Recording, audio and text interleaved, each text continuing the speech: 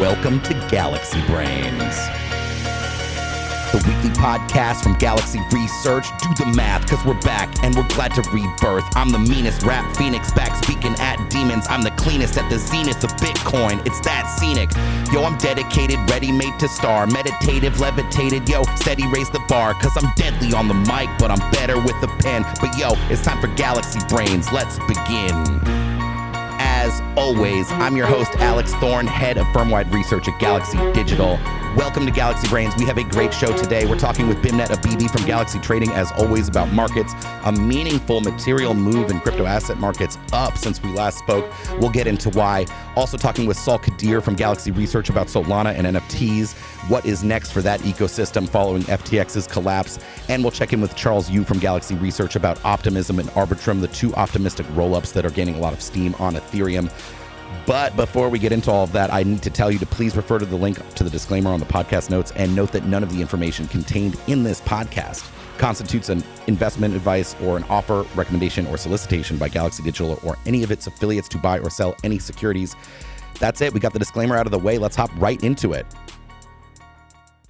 Let's go to our friend Beimbet Abebe from Galaxy Trading. As always, my friend, how are you? I'm doing great. How are you doing? I'm great. I'm feeling good. We're since we last talked last week, it's been a material rally in crypto assets. Yes, it has. It's been a very fun journey. And now month over month, I think as of today, this is Wednesday, January 18th, I think.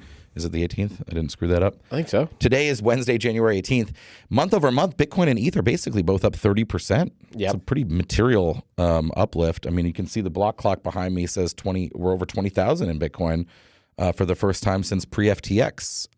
So we've, retraced the SBF dump. Yeah, I would argue that it's just catch up to traditional markets. Right. Traditional markets basically since, mid to late October, early November have just been on a one-way tear. Right. Since that CPI missed to the downside, which was after FTX. It was the same day. Yeah. NASDAQ was ripping 4+%, 5, 6. It was up 6% on the day as Bitcoin was collapsing. Right. And it's only been going higher ever since as well. With the exception of today. And so, there's a huge catch up. And you look at things like gold, right? Gold went from 1650 around the same time to 19,000 or 1920, right? Other sort of dollar proxies, euro, went from about 1 to 108, right? So you've had huge moves in traditional markets. And the dollar DXY has come down over that time too. So exactly. I mean, that's making the same way euro. for it. Yeah, exactly. And so I do think there's an element of this that is just catch up to traditional markets, dollar weakness, U.S. equities higher. Yeah. There's an element that is base effects, right? There's a lot of cryptos that are just sold off so much, down 90%, going up 100% after that's easy. It's super easy, yeah, especially. And then you had just a sheer amount of liquidations, right, from the short side. You're probably, from what we saw in exchanges, you're probably looking at least $500 million of liquidations, if not more. And then I just think when you think about crypto down at such low levels, if you're playing it from the short side, what are you really playing for?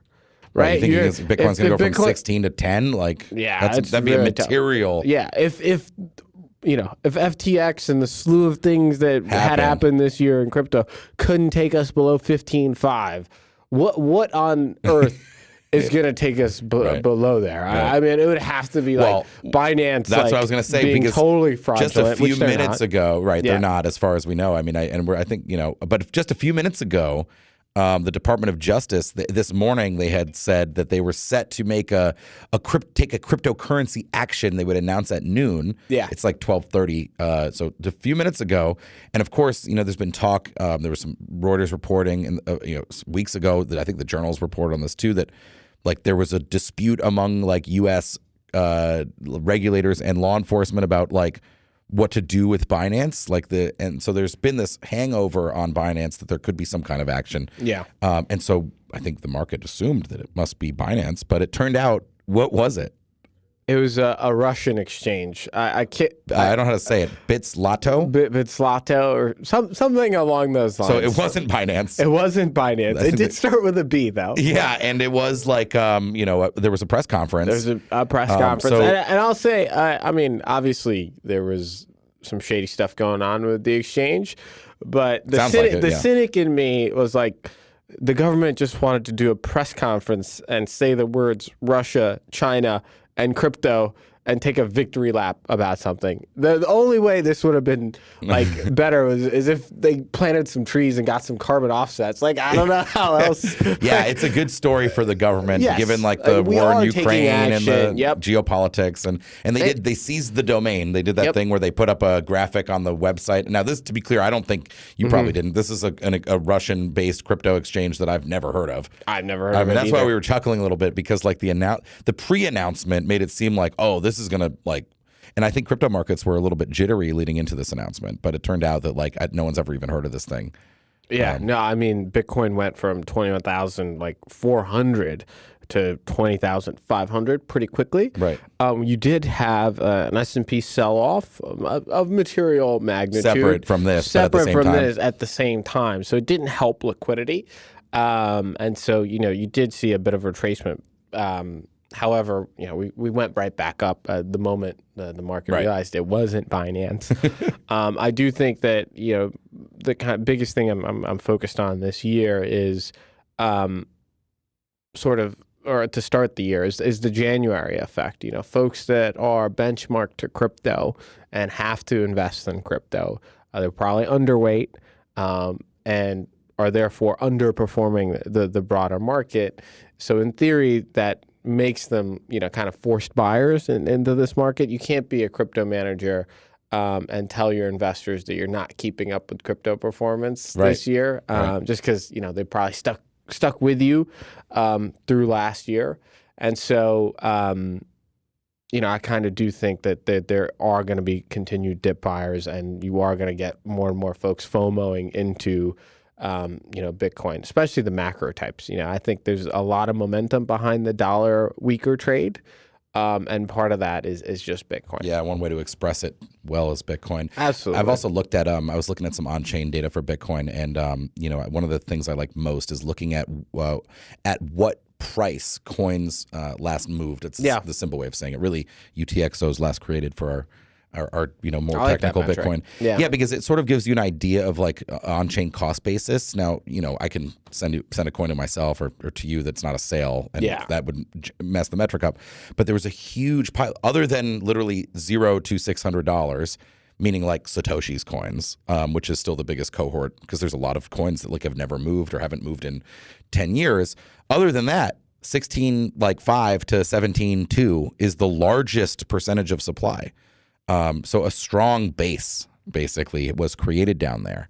And what I'd like to see for this for me to get more and more comfortable, I think there's many ways to think about this, but if we hang around these levels for long enough, you'll start to see that base move there and start to form a nice stronger base around 20, right? And that's sort of how, I've got versions of this data that I pulled at different times throughout the year last year. This looked a lot different. There's basically very few coins that last moved at prices higher than today. Right? Like most of those coins from like the 30s and 40s and 50s and 60s essentially were already sold, right? Yeah. Certainly moved technically, but I think it's a decent heuristic. No, I think that's totally fair. And the other thing to think about is, just the pace of the move you had. It happened mainly, between Friday, New York close, and Saturday Asia Open, right? Or like the overnight session. It was fast. It was super fast, and it gave very few folks an opportunity to actually buy in. Yeah. Right. So if you were constructive of the space, you wanted to get a little bit of capital on to start the year, basically you missed, 10-15% of a move. On an illiquid, like post-Friday close. This is why, so nobody's had an opportunity to really buy this back on any dip. And so I do think Bitcoin's going to be supported. And I think your case about, the cost basis makes sense. The other thing to think about is, right, like these low cost basis Bitcoin or, anything that has remotely like a good average fill level, like you have huge tax implications when you try to sell this stuff. And so, they're like if I'm long a lot of crypto, and I know that if I want to get less long, I have to take a huge tax bill, I'm just going to stick. Especially if you're generally still long, in your thesis. It also tells me, too, the fact that people feel like they missed this move is like, well, we were down in those levels for several months. Like, you had time. It was just like bad news after bad news after bad news. I know. And really, it's just so tough. I mean, to think about it. It was a lot of bad news. It was a lot of bad news, but think about it from this standpoint. Who wants to go like 100% risk on to start the year after the year we just had? It's an impossibly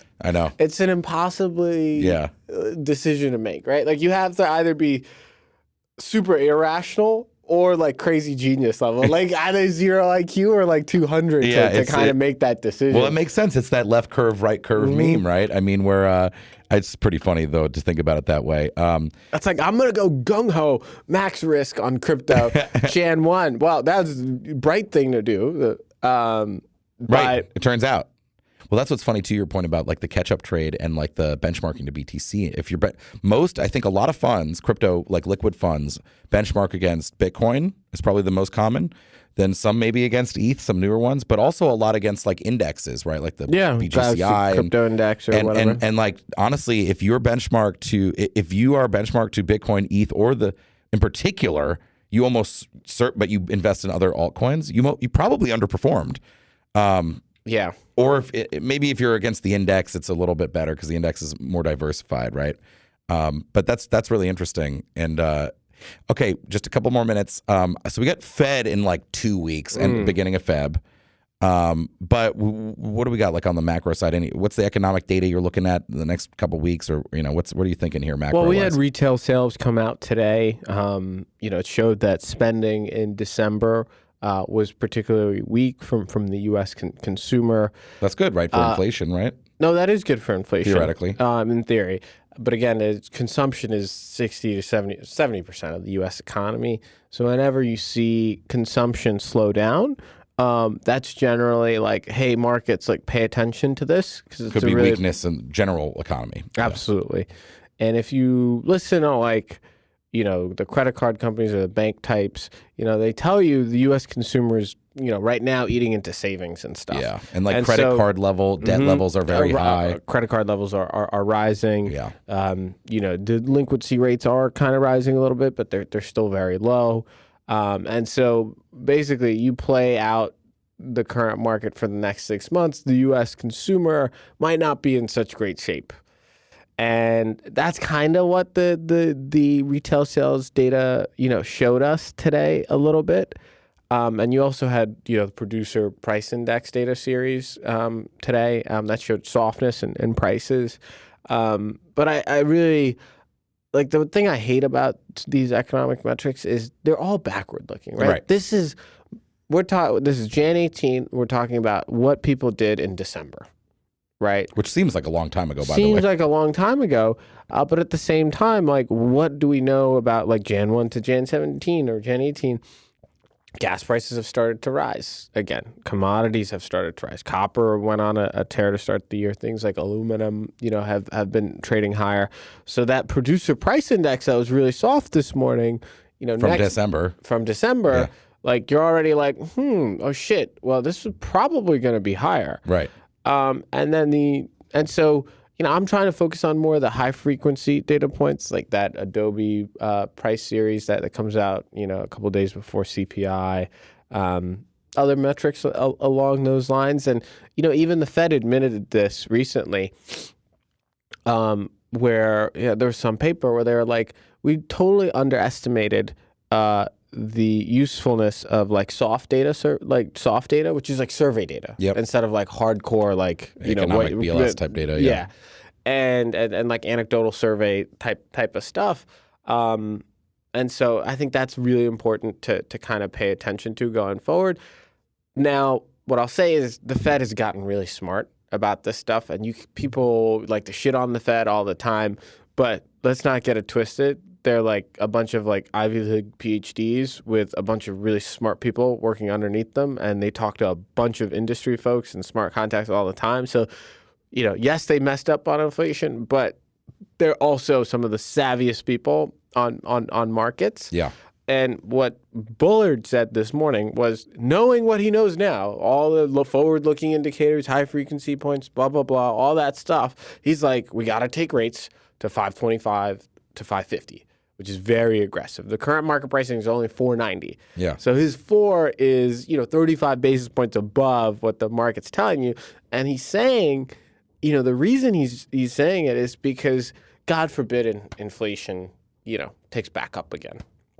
At some point later this year. Stamp it out. Tamp it down. He wants just the insurance policy. Yeah. Because think about it this way. Let's say you're at 525 basis points in interest rates in the U.S. Shit starts to go downhill and we get nervous.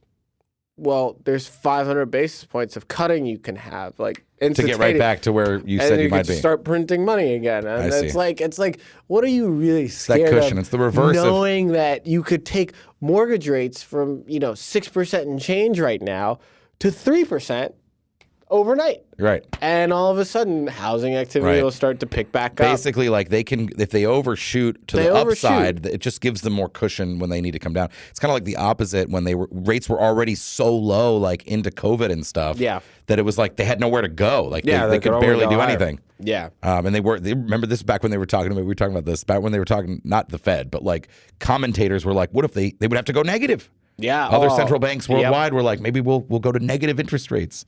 Oh, man, fun times. NERP instead of ZERP. Yes. All right, well, this is great. Bimnet, as always, our friend, Beimbet Abebe from Galaxy Trading. Thank you so much. Let's go to Charles Yu from the Galaxy Research Team. Hey, Chuck, how you doing? Good. How are you? Great. Good to have you here in studio for the first time, a multi-time Galaxy Brains guest, but the first time here in our physical studio. What do you think? It's not Got bad. some nice accoutrements stuff. We're getting there. I want to talk to you about rollups. Specifically the optimistic variety. There's zero knowledge and optimistic rollups. And we've talked a little bit with Christine Kim from our team on the podcast about the zero knowledge variety, which are sort of still a ways out, I think, in development. But optimistic rollups are already here. Before we jump into this, and you've done some work on optimistic rollups, you have a report coming out on them, but what are rollups in general? Yeah, so rollups are Ethereum's go-to scaling solution. It seems like it's the one that they're pretty committed to at this time. And how they work is users submit transactions, they're executed off-chain, and then a data aggregator or sequencer in this case, they publish the call data of all these transactions just so that anyone has the data available to reconstruct all the transactions that happened off-chain. Okay, so they batch up the transaction information, post it to mainnet Ethereum. Correct. And then what is the optimistic? What does that mean? What is that part of this? Yeah, so between optimistic rollups and ZK rollups, the key difference between the two is basically when they choose to pay the cost of verification. With optimistic rollups, they choose to delay it. They'll post the minimum amount of data that's required to reconstruct all the transactions. And only in the case if someone raises a dispute against what the sequencer posts, will they have to re-execute all the transactions. I see. ZK rollups, on the other hand, they'll post a proof of all the verification upfront with every single transaction batch. So the term optimistic, I guess, then is that the system, the community optimistically assumes that the data is valid and that the transactions were done correctly, and they don't, unless a challenge is raised, basically. Right. So that's the optimistic part of that language, right? Basically, best case scenario. Yeah. Yep. Okay. And so, but that means there's a challenge period, right? So, like a ZK rollup theoretically will settle immedietely, but technically there's a window for people to raise those disputes on an optimistic rollup, right? Right. You get into this kind of notion of transaction finality, like when does it actually occur? For rollups, for ZK rollups, it's whenever transaction batches are submitted to the base layer. Right. But there is this challenge period that is open for anyone to dispute those transactions. But for the most part, because all the data is posted on chain, all of it does go into like the layer one, like inbox, so to speak. Like it's basically finalized whenever a transaction batch is submitted. With a ZKR. Well, with an optimistic. Oh, okay. But theoretically, though, you could treat it as finalized when it's posted, a batch of optimistic rollup transactions. But 3 days later, someone could challenge. Yeah. But if it's legit, then it would stay anyway. Exactly. It would only be if it was like faked or whatever. Yeah, and they do have this notion of penalizing people for whoever is the lying party, whether it's the one who's disputing the transaction or the batch transaction submitter. So, it's if the system's working correctly, then the economic penalty will probably deter any malicious parties from doing so. Got it. Okay, so the ZKR is not here really yet, but optimistic rollups are here. What are the big optimistic rollups on Ethereum today? Today we got Optimism and Arbitrum. Okay, so two, and people are using these like a lot? Like what's going on these things? Yeah, I mean, we're getting there. Before the year started, we're seeing daily active users of under like 10,000. Now, by the end of 2022, that's closer to 60,000. So over six times the levels that we saw before everything started. But the way I kind of think of it, when compared to like other networks out there, like you kind of have like two tiers of blockchains when it comes to user activity. First tier, probably Ethereum, BSC, Polygon, Solana. And then you have the second tier of I guess like aspiring networks. And that's where I would group Arbitrum and Optimism. Got it. And what types of stuff can you do on these? I mean, what are we talking about? Like DeFi, like NFTs? Like what are people doing today on Arbitrum and Optimism? Yeah, so I mean, with optimistic rollups, you have everything that you have on Ethereum available. So all the big popular applications, most of them are already on Optimism and Arbitrum. But in addition to that, you have a lot more games. You have a lot more, I guess, like retail applications. Just because transactions are so much cheaper on an L2, it makes sense to launch different products for different kind of users. Got it. So is it faster too? Are they faster if you stay inside, leaving like finality on the L1 aside? Like, is throughput higher? Yeah, I mean that's one of my favorite parts about actually like using L2s is that the transaction confirmations that you're getting are just so much faster. Okay, so that opens up other use cases then, I guess. What about like wasn't Reddit doing something with Arbitrum? Like one of their Reddit has what they're like. They don't call them NFTs, but they're like their collectible badges or whatever. They're community points. Community points. Yeah, that's right. Yeah, Arbitrum Nova is Arbitrum's dedicated like gaming and social platform. Also a rollup? Yeah, it runs on the same tech stack, but just make some sacrifices along security to provide more cheaper and like faster experience for games. Yeah, that successfully migrated over to Nova, I think late August, maybe September. But interesting. Yeah, it's out there. And like when we think about the future of rollups, because this is really scaling. This is a scaling solution, right? These are, and unlike say a side chain, these are inexorably tethered to the L1, right? Like they can't exist without an L1 to publish to. Right. So like whereas a sidechain is kind of just like a blockchain of its own with its own validator set, or depending on how it's run, consensus mechanism that sort of like, I guess the way I think of it is a sidechain is its own blockchain, but it pledges fealty to another blockchain, right? Or just but it doesn't have to. Heavy reliance on it. Heavy reliance, yeah. Yeah. So like a Polygon, the Polygon mainnet, I mean, there's many Polygon projects, including I think several ZK projects, but the main Polygon that we know of, right, is a sidechain on ETH. But like it could publish or peg in and out to something else if it wanted to, right? I mean, yeah. I mean, to be fair, like all of the rollups, like technically could spin off and become their own L1s. Interesting. But okay, and then how? Like, what about like centralization on these things? Right? I hear a lot about like the sequencers aren't decentralized yet, right? These sequencers are the entities that actually roll up the transactions into a batch and post them on the L1. Theoretically, they're kind of like they're sort of like block producers, basically. Are they decentralized today? Absolutely not. I mean, really, all the sequencers are run like centrally by the operating team at this point. And to be fair, like sequencing sounds like it is like a pretty technical challenge. Yeah. But for Optimism, like they're taking the approach that all the revenue that is generated by the sequencer, they're committing back to the community to fund different grants programs. But there's got to be plans to try to decentralize that over time, right? In some way, or at least ideas to do it. Eventually, yeah. Like Arbitrum is a little more ahead because they added a couple other like validators, different providers, also big centralized entities, but they do have like a whole slate of validators that could hop in. Got it. And then like what happens if like ZK rollups like come out, I think like in earnest, and let's say the market says they're like definitely better overall than optimistic ones, theoretically. Is this like a market share game like Optimistic works today? So like you grow so big, like will they stay big even if technically a better solution comes out? But like, like it's like like TCP/IP wasn't like it's not theoretically the best way to do internet packet exchange, but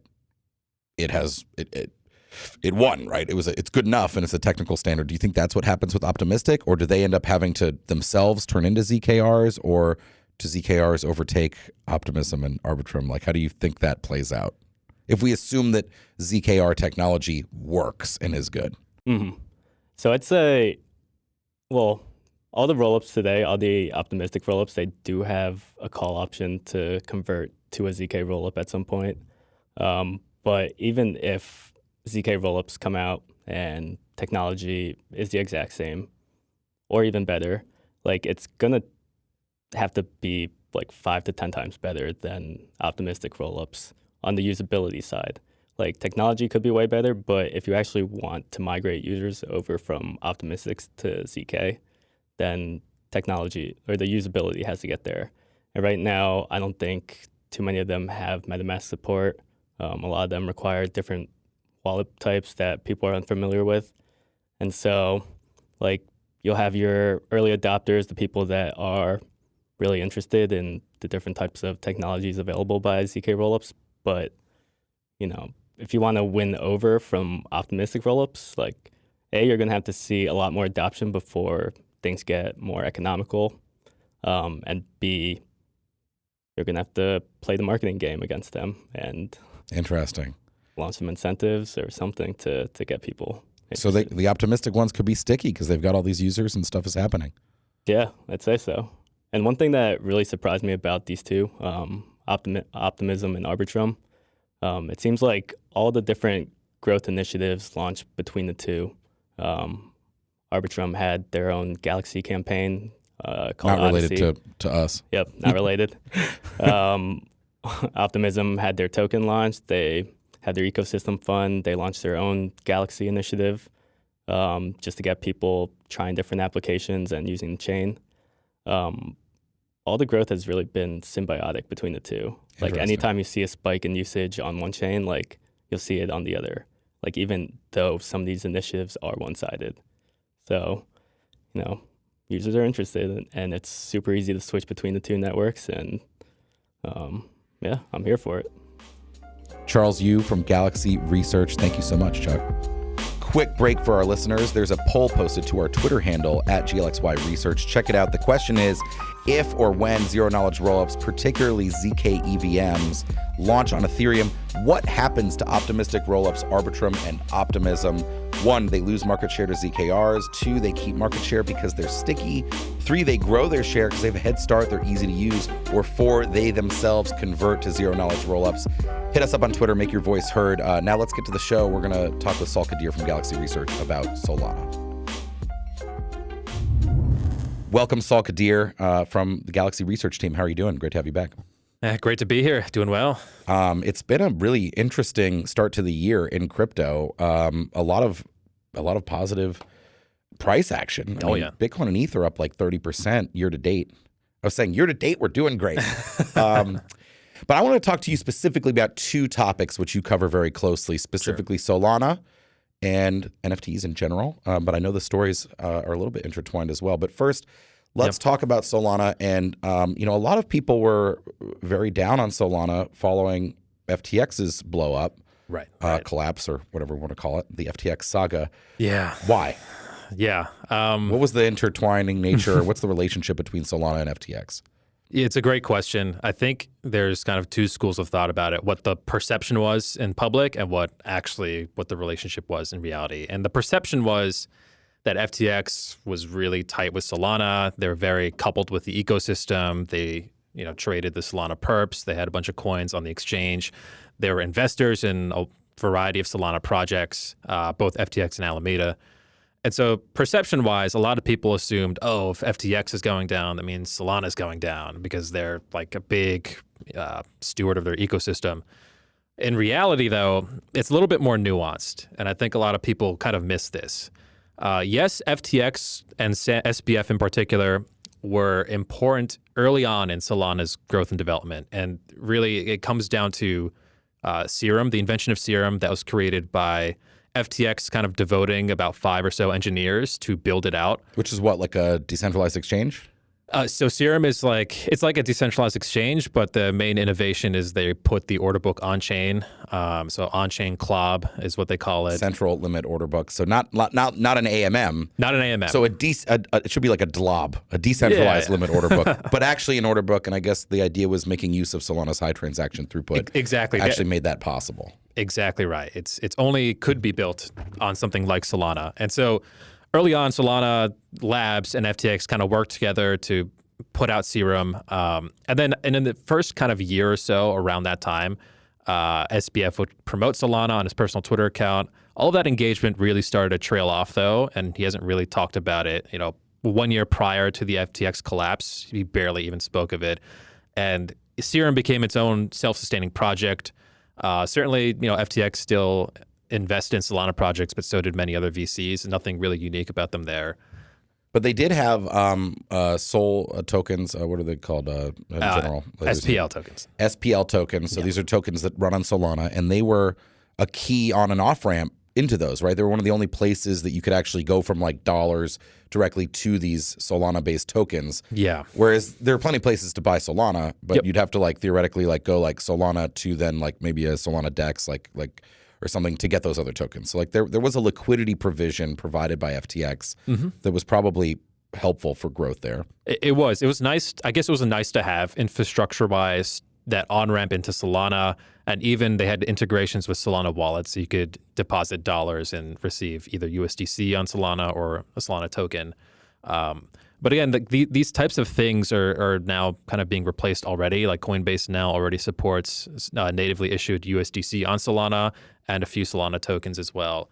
I want to call it essential, but they're probably one of the first to do that. And they also had some of the wrapped Solana tokens were them, right? Was it the Sol BTC? Yeah, and was actually Alameda, right? So that's more of an acute thing, but that obviously didn't go well. And well, I mean, their collapse meant that those tokens basically collapsed. The tokens collapsed, but I guess the good news is those products, so the wrapped ETH and the wrapped Bitcoin on Solana, weren't very popular to begin with. They weren't that big. They weren't. It wasn't market cap wise, right? It wasn't even that much. It was tens of millions of dollars. Again, not billions. Not billions. Yeah. Okay, so. And obviously, Sam, like you said, had been a promoter, but he hadn't been. You're right, actually. I mean, I don't recall him tweeting about Solana for quite a while. Yeah. Okay, so that's the. I don't know if that's the extent of it, but that's a lot of where this Solana, SBF, FTX sort of tie up comes from. Right. And obviously Solana, the market, I think, punished Solana in the weeks following FTX. What is there though in Solana that keeps you excited about it today? Yes. And a lot of things excite me about Solana. I think it really boils down to this. They already have a lot of people using the blockchain, And their scaling approach, to me at least, it makes a ton of sense. And this scaling approach has been done in other industries that have nothing to do with blockchain, which is relying on hardware and not necessarily doing a very convoluted approach of layers or modularity. They kind of make two bets. One, they could improve the protocol itself, which is what the Solana Labs team is responsible for doing and what they have done at a very fast clip over the past year. But then the other side of this is that even if the labs team did nothing, just over time, you're guaranteed to have performance increases in throughput because the hardware for the validators is at a high spec and hardware improves over time, especially GPUs, which they use for parallelization of state changes. That trend has already been happening in AI, and the ChatGPT is kind of an example of this, where it's not that sophisticated of a model. I mean, you could watch a 1-hour YouTube lecture on how LLMs work. It's really about them scaling it to a ton of hardware, spending tens of millions of dollars on hardware to train those models. That's why it's so impressive. So when you look at kind of what's happened in other industries, it seems logical to assume that this approach Solana is taking with high-spec validator hardware and relying on that to improve over time, you're kind of always going to improve over time too. And I think that's kind of a brilliant approach that more hardware-focused software developers like Anatoly Yakovenko would take. Interesting. So a different approach. I mean, you talked about layers and modularity. It is a very convoluted. I mean, I chuckle. Not that it's bad. I mean, and first of all, I have long term been a big layered scaling approach guy. But I chuckle Vitalik's flow chart of ETH development. It's oh my God, the merge purge, things so it's like my head explodes. Just I get a migraine looking at it. And again, no offense to that. I'm just saying there is a meaningfully differentiated approach to blockchain design happening with Solana. It's not an EVM clone. In fact, it doesn't use the EVM at all. No. It doesn't, let's be real. I mean, the way I've described it before is that layered scaling is actually Bitcoin and Ethereum's approach. Yeah. With Bitcoin on a conservative end of that spectrum and ETH on a very accommodative side of that spectrum, literally redesigning some of the layer one to make it even better for layers, right? With proto-dank sharding and some of their roadmap. But Solana differentiated here, not just the reliance on hardware, but also the focus on monolithic blockchain. Yes. I think that makes it interesting just from a pure blockchain technology standpoint. Absolutely it does. And I guess the big criticisms it's had historically downtime. The downtime and the outages, right? Right. We got to talk about that for a sec. They seemingly have addressed these in a pretty I think interesting way, in a way that has worked so far, which is localized fee markets. Right. If you look at something like Solana Compass and just look at transactions over time, and when there's spikes in demand, like the bonk thing that happened. Bonk. We're going to talk about that in a sec. I got to ask you about bonk. The chain was able to handle all the traffic, and if you needed to get your transaction processed, you could. You just paid a little bit more on the fee, and even that premium you pay in fees is still lower than pretty much every single layer 2 out there. So this was we've talked about this on prior episodes about Solana and the fee market problem and how this is one of the big value props for Solana has always been that the fees were extremely low or even non-existent. But of course, then critics had said, well, fees are how you protect against Sybil resistance, or how you make it Sybil resistant, how you prevent spam. Yes. And most of the times when it had gone down, it really sometimes was directly spam. Yep. Other times it was like a big drop, a big giant spike in activity. And we're like, oh, they just showed up to blockchain and they're here to fix it. Like they're going to have to add fees. But if they add fees, doesn't that a genuine fee market? Doesn't that undercut the whole thing? And so what have they done? What is local fee market? What does that mean? Is that's not fees for all transactions? So every transaction has a fee. The thing that makes Solana interesting is that the fee is extremely small. It was like 0.00015. But was that fixed? Yeah, it was basically fixed. Right. So yes, no fee market, but still a fee. Right. And so what they did with this software change with fee markets is they allowed you to kind of pay a premium over that base fee to have your transaction prioritized. It's called a priority fee. Yep. And so if you had a very urgent transaction, you can express that urgency with an additional fee, but that additional fee is still very low. And I think this detail is very important. It gets lost on a lot of people who say, oh, Solana capitulated and they added fee markets. Okay, they added fee markets, but they had so much headroom with how low the fee already was. it's still the cheapest blockchain by far. So is it, though, a fee market for all types of transactions, or what's the local part of that? Right. So the local part just means like, what is the kind of data you're trying to manipulate on chain? So if it's like an NFT mint, that would cost more than if it was a simple transfer from one block to another. They call them the smart contracts or whatever they call programs, right? Yes, in Solana. yes. So it's like a program by program fee market? Is that the idea? Yeah, it's really just based on the amount of, they call it compute units that the transaction requires. Then you will, if it requires more compute units, then you have to pay a higher premium over the base fee to get included. It does sound like, you mentioned this, that they did kind of capitulate and add fee markets. So here's the thing. They didn't add a mempool, though. And I think that's the okay, so there's no difference. there's no queue. There's no queue, right? Interesting. It's just reordering the transactions to get processed by the validators. And Solana doesn't believe that mempools scale. That's why they don't have one. That's they interesting. Don't plan So to ever have so one. that is, you're right. That would be the full capitulation. We mempool plus fee market, which would basically make it look like every other major blockchain that has something like that. Yeah. So they haven't done that yet. But you once made the point, frankly, that dude, if they have to, they could. They The whole could. point here is like they're why do it when they don't have to yet, and they don't want to. But like they can always do make changes. But that you're saying this change has worked. I mean, has there been downtime? No. When was the last downtime? Like briefly this last summer, like over 6 months ago. And let's also remember the downtime from this past summer or fall. I forget the exact date. That had nothing to do with spam.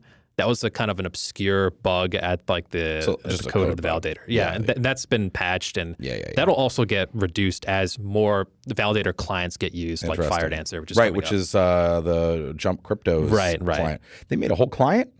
Right, from scratch, using C++, I believe. Interesting. This is very interesting. So we get it. You like the tech too. I mean, I'm interested in the tech differentiation here as well. It's the reason I think Solana's interesting. But let's talk about its adoption a little bit.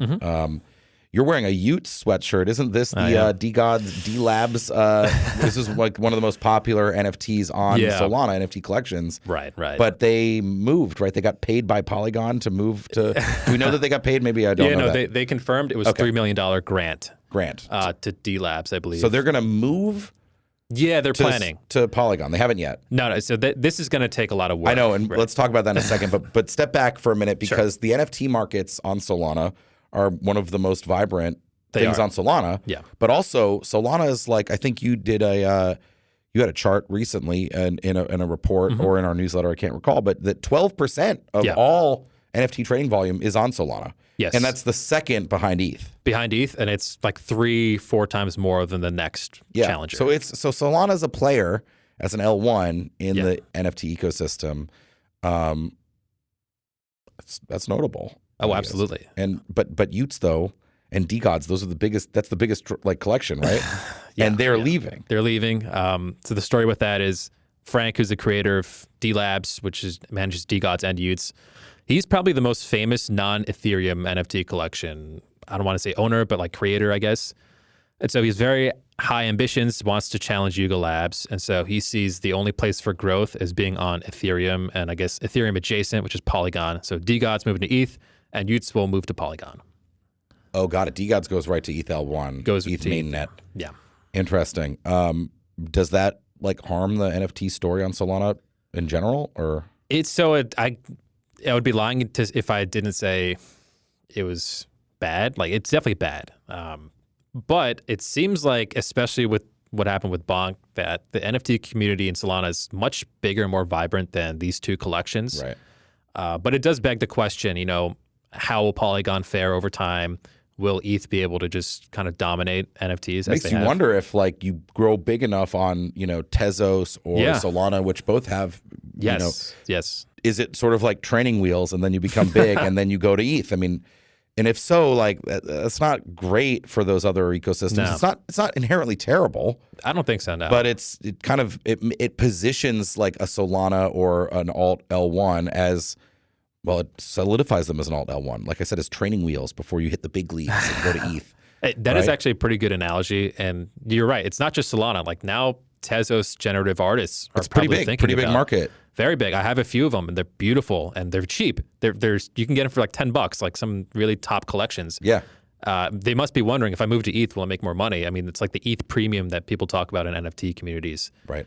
it makes you wonder, like, will everyone just eventually ditch once they hit escape velocity? It makes you wonder, yeah. The alt layer 1. All right, Bonk, before we run out of time here. So Bonk was what, a dog coin airdrop to NFT holders on Solana?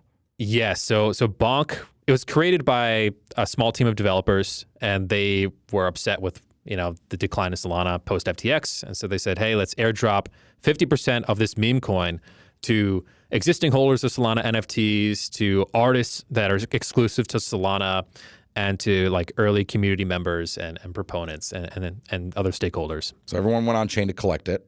Yeah, and it generated a ton of excitement and activity. On chain activity. And it coincided, I think it was shortly after Vitalik had a favorable tweet about Solana. That's right. Saying, like, I forget what it was. I don't know much about it, but like seems like a lot of people like it and like I'm rooting for him or something, right? Yeah, it was a positive tweet. It was a positive tweet and Sol activity and prices of Solana and the Solana ecosystem stuff rose on this. Exactly, yeah. But then like this is just a useless meme token, right? Like there's no purpose to it. Currently? When they released it, the website was one page with a couple of buttons. Now, it's interesting you say there's actually more on-chain to do in Bonk than there is in Doge or SHIB. What are they doing? Well, that's true. I mean, Doge, let's be real, it's like a Bitcoin Litecoin fork. You can't really do anything with it. Right. I mean, Shiba, who knows what? We're not going into Shiba right now. but like, so it was 50% of the supply? What's the story here? I mean, where's the rest of the supply? Yeah, 50% was airdropped, and 50%. That's a good question. Exactly where? Because I read maybe that like the creators may have burned their allocation. It's a very small. They only had 5%. Yeah, but I think they may have burned it. They burned again. They did burn it. They burned it, but people are also remember like early participants, not the developers, have 20%, and that was not burned. So there's still a lot of insider holdings. It's not so it's not a perfect fair launch at all. It's not. Fair enough. Okay, that's what I was wondering. There's a lot of criticisms early on for this exact reason. Now, granted, a lot of people made good returns on Bonk. It went up a ton during that 2-week period. It's come down a lot too. Sure. But well, okay, very interesting. I like I said, when we talk about the layer blockchain, I think again from a blockchain technology standpoint, I really look at it as layers. Monolithic, where Solana is the iconic player and is differentiated. And then I guess we would say like, I don't know if it's maybe app chains, right? So you have like Cosmos and Avalanche and theoretically Polkadot and I'm not sure what others. But outside of that, layers, monolithic, and app chains scaling, I don't really know of another. And maybe, I don't know where we would put Aptos and Sui exactly in here at some point. Do they go into monolithic, by the way? Maybe? Yeah, they're monolithic, but very different flavor. Different tech, but maybe it goes in a monolithic bucket. But right. Thanks for giving us the update, Saul, on Solana, and we'll also have you back. There's a lot more to talk about in the NFT world. I know you're working on some new research, so we'll get you back on there to talk about NFTs generally. Awesome, sounds good. That's it for Galaxy Brains this week. Thank you for listening. Thank you to our guests, as always, Beimbet Abebe from Galaxy Trading and Charles Yu and Sal Qadir from Galaxy Research. And reach out to us. As always, we love to hear from you all. Research at galaxy.com. Send us an email. Check out our content, galaxy.com/research. Sign up for our weekly newsletter, gdr.email, or just go to galaxy.com/research to do that. Everyone have a great and happy and safe weekend. We'll see you next week.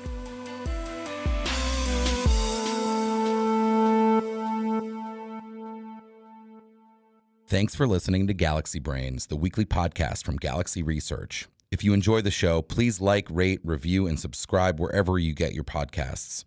To follow Galaxy Research, sign up for our weekly newsletter at gdr.email, read our content at galaxy.com/research, and follow us on Twitter at GLXYResearch. See you next week.